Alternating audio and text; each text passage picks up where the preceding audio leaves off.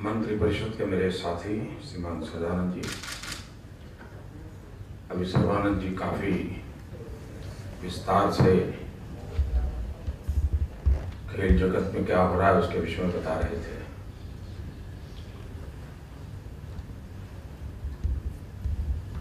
मेरा मुख्य काम है आप लोगों को बधाई देना। वैसे मैं आज 1.5-2 घंटे आप लोगों के साथ बिताना चाहता था, मैंने तो पहले शेड्यूल बनाया था, लेकिन फिर मुझे वाइजैक जाना जरूरी हो गया साइक्लोन के कारण, इसलिए आपको मिलने के बाद तुरंत मुझे निकलना पड़ेगा। इस भेंट के पीछे मेरा मुख्य मकसद था आप लोगों को सुनना, क्योंकि हर एक के पास अपनी एक हिस्ट्री है, हर एक अपना एक प्रयास है। कितनी कठिनाइयों से आप गुजरे होंगे। प्रारंभिक दिनों में घर से भी कहते होंगे नहीं पढ़ाई करो, खेलने कहाँ जाते हो, यही करो। यही कठिनाइयां रहती हैं। एक स्टेज के बाद तो फिर परिवार को लगता है हाँ वाह हमारा बेटा हमारी बेटी कुछ कर रही है, लेकिन पहले तो सब लोग रोकते रहते हैं। और उसके बाद भी हमारे देश में खिलाड़ी को 2 चीजों पर ध्यान केंद्रित करना पड़ता है, एक तो खेल पर और दूसरा एक खिलवाड़ पर।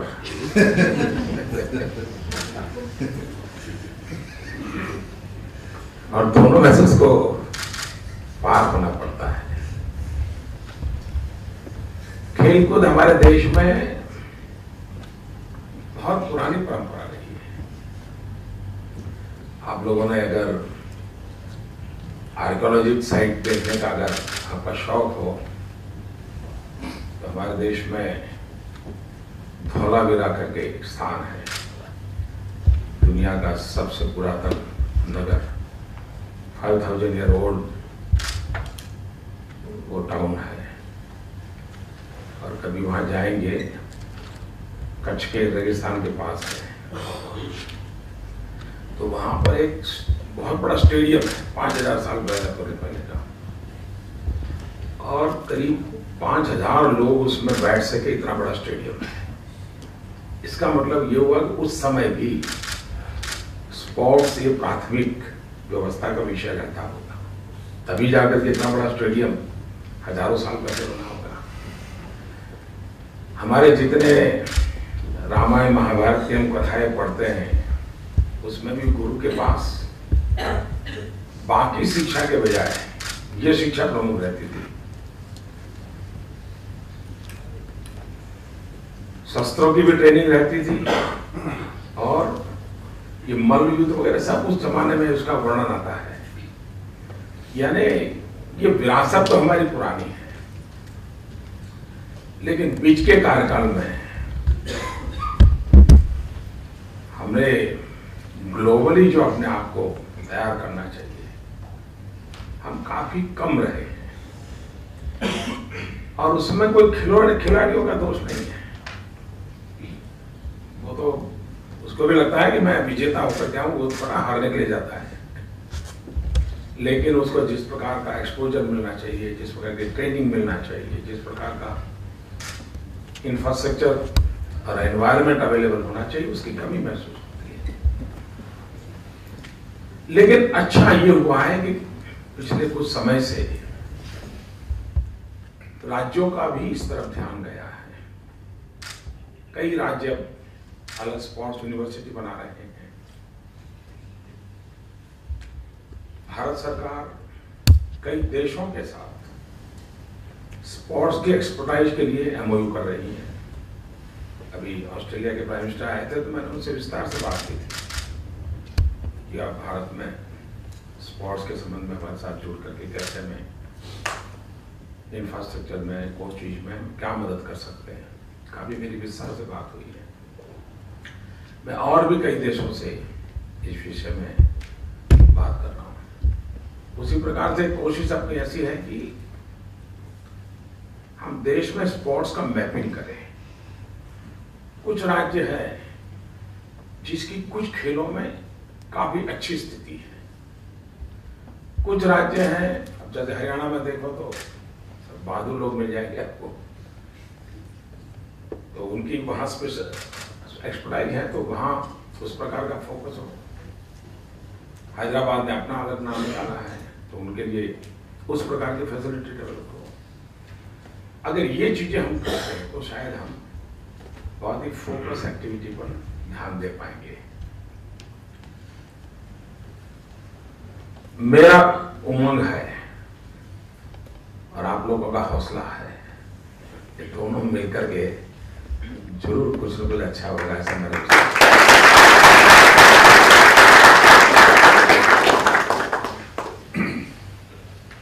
कोई भी देश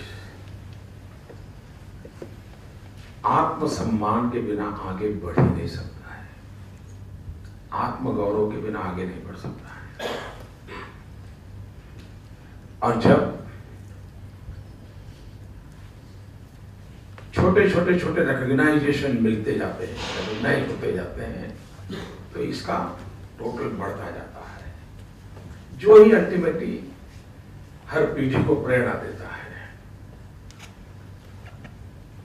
अब जैसे हमारे वैज्ञानिकों ने मंगलयान में सफलता प्राप्त की, दुनिया में हम पहले देश बने जिन्होंने ऑर्बिट में पहले ही प्रयास में सफलता प्राप्त की। हम पहले देश बने हैं। अब ये कोई प्रधानमंत्री ने काम नहीं किया है और न ही मंत्रिपरिषद के लोगों ने किया है वैज्ञानिकों ने, लेकिन सीना सारे हिंदुस्तानियों का तन जाता है, गर्व हो जाता है, सारी दुनिया को स्वीकार करना पड़ रहा है। अच्छा भाई, और जिस प्रकार से हम लोगों ने ये मार्स में सफलता पाई है, अगर आप हैदराबाद में ऑटो रिक्शा में जाएं 1 किलोमीटर तो कम से कम 10-12 रुपया लगता होगा ऑटो रिक्शा। हम लोगों को मार्स पर जाने का खर्चा 1 किलोमीटर का 7 रुपया आया है। यानी हॉलीवुड की फिल्म से भी कम खर्चे में ये मार्स मिशन हमारा सफल हुआ है। ये घटना स्वाभिमान में हमें जोड़ती है। वैसे ही हमारे एक खिलाड़ी विजय प्राप्त करता है तो वो तो वहां एक कोने में होता है, पसीना पहुंच रहा है, उसे मालूम भी नहीं दुनिया क्या देख रही है, लेकिन अभी तो आपका पसीना शरीर से सूखा नहीं है और पूरे हिंदुस्तान में एकदम से गर्व का महसूस हो जाता है, सबको आनंद होता है, वाह चंगे कुछ करके दिखाएगा।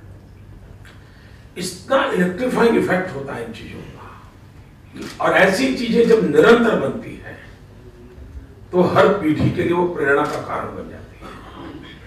और इसलिए हमारे लिए आप लोगों की सफलता वो सिर्फ आपकी व्यक्तिगत सफलता का मुद्दा नहीं है, ये हर भारतवासी के हृदय में एक आत्मगौरव पैदा करता है, आपका प्रयास सम्मान पैदा करता है। उसको जीते आप हो, मेहनत आपने की, पसीना आपने बढ़ाया, सुबह नींद खराब करके आप मैदान में चले गए, लेकिन कुत्ता वो है और वही आपकी सफलता है।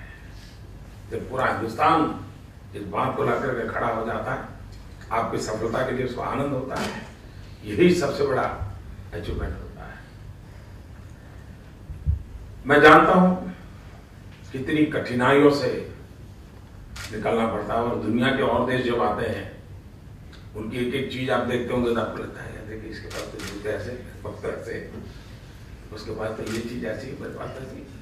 हम सामान्य साधनों से आज जा रहे हैं, लेकिन मुझे विश्वास है इन चीजों में जरूर बदलाव आएगा, प्रोफेशनलिज्म आएगा। एक अच्छा प्रारंभ ये हुआ है कि हमारे जो कॉर्पोरेट वर्ल्ड है वे भी अपने आप को किसी न किसी स्पोर्ट्स के साथ आइडेंटिफाई करने लगे हैं। आने वाले दिनों में इसका बहुत बड़ा लाभ होने वाला है, क्योंकि इस प्रकार का एक public private partnership model develop होता है तो स्पोर्ट्समैन की भी गरिमा बढ़ती है और उसको कभी अपने निजी आर्थिक जीवन की चिंता नहीं रहती है, तो उसके लिए भी एक सुविधा रहती है। तो मेरी कोशिश ये है कि स्पोर्ट्स में हम खिलाड़ियों को जितनी सहायता कर सकते हैं करें, जितना प्रोत्साहन दे सकते हैं करें, एक्सपर्टाइज के लिए जो भी मदद मिलती है करें। ऐसा तो नहीं है कि कोई भारत के लोगों में क्षमता नहीं है। अगर मौका मिले तो भारत के लोग भी अपना पराक्रम जरूर दिखा सकते हैं। मैं देख रहा हूं कि इन दिनों, पहले के समय में थोड़ा कम था, लेकिन इन दिनों स्पोर्ट्स के फील्ड के लोग भी, उनकी हर गतिविधि समाज के लिए प्रेरक बनती जा रही है। ये अच्छी स्थिति है। अभी मैरी कॉम ने सफाई का काम किया। मैं देख रहा था यूथ में मोदी सफाई कर रहा था, उससे ज्यादा मैरी कॉम सफाई कर रही थी, इसकी असर ज्यादा थी।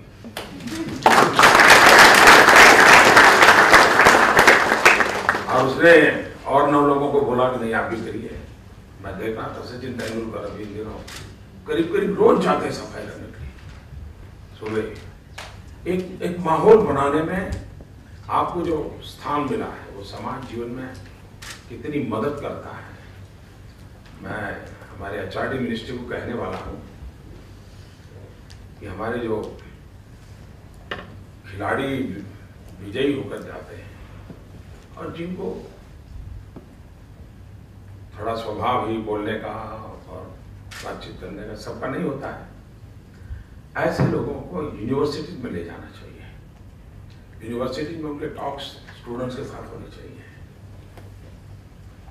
इससे बहुत फायदा होता है।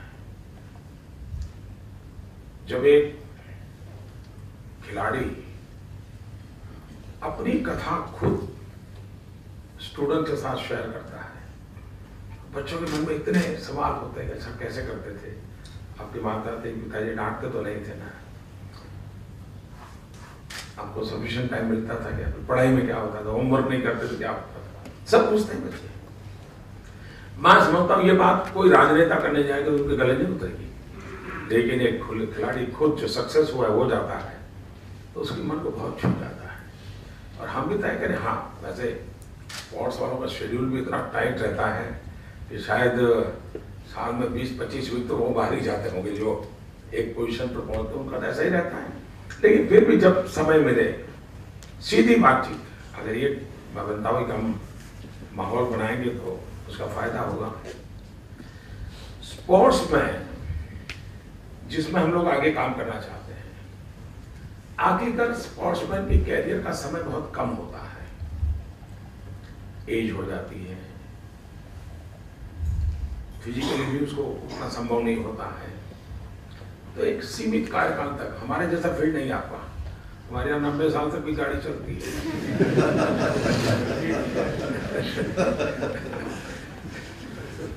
आप लोगों को एक सीमित समय तक होता है, लेकिन स्पोर्ट्स रिलेटेड एक्टिविटी आज बहुत बढ़ गई है। खिलाड़ी को उसके साथ एक और एक्सपर्टाइज खेल की हिलानी चाहिए।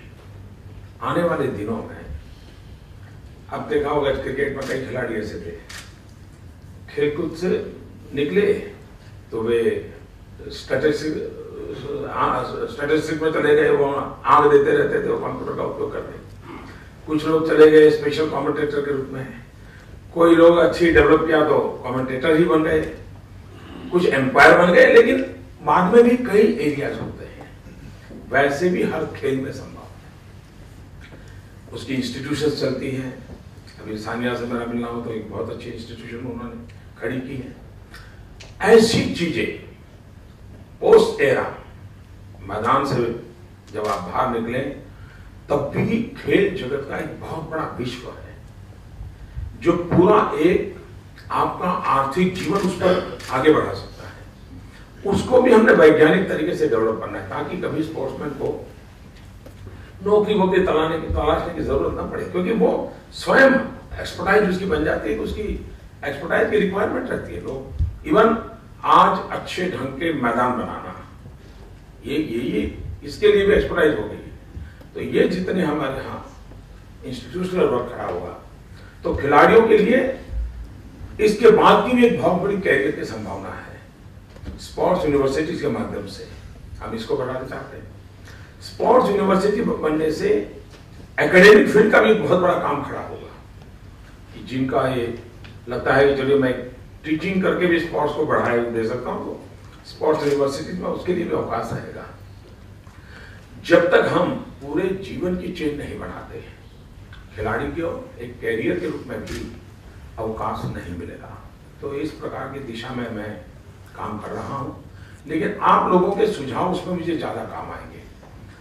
एक तो आपको ग्लोबल एक्सपोजर हुआ है, आप दुनिया के खिलाड़ियों से बातें करते हो, दुनिया की खेल जगत के एनवायरनमेंट को जानते हो, वहाँ के एक्सपर्ट से आपका डायलॉग होता है, कठिनाइयाँ आपको पता है।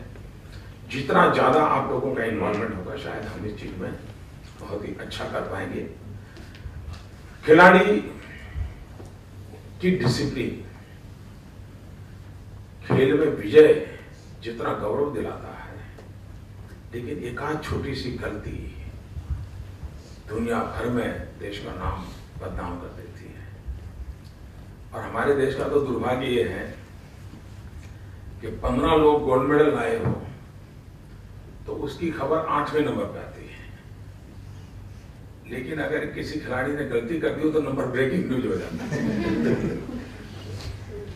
और खेल का मौसम हो, सब हो, लेकिन ऐसे ही कोई मामूली राजनेता कोई कूटपटांग बोल दे तो हेडलाइन न्यूज होता है। और जो बेचारा 15 साल से पसीना बहा करके गोल्ड मेडल लाया है, वो उसका न्यूज 11 नंबर पे चला जाता है। तो ये हमारे देश की कुछ कठिनाइयां है कि किस समय किस बात को बल देना चाहिए, उन कठिनाइयों से गुजरना है। हम लोग तो आदी हो गए हैं, क्योंकि हमारे लिए वो रोज का कारोबार है। ऐसी कठिनाइयों का आप लोगों के लिए ज़्यादा दिक्कत होती है, लेकिन मैं आप लोगों ने देश का गौरव बढ़ाया है, मैं आपको बहुत बहुत बधाई देता हूँ। और मैं आपका एक मित्र हूँ, आपका एक साथी हूँ। आप खुले मन से मुझे अपनी बात बताते रहना, मुझे लिख सकते हैं, हक से लिख सकते हैं, क्योंकि जितना काम एक राजनेता देश के लिए करता है, खिलाड़ी उससे कम नहीं करता है। वो भी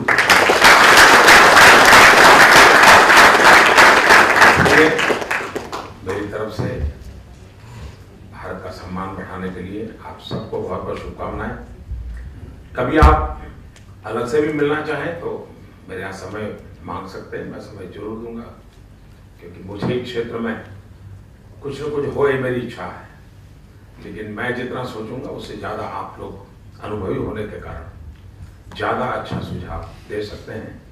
तो फिर एक बार आप सबको बहुत बहुत बधाई, कॉन्ग्रेचुलेशंस, थैंक यू, थैंक्स।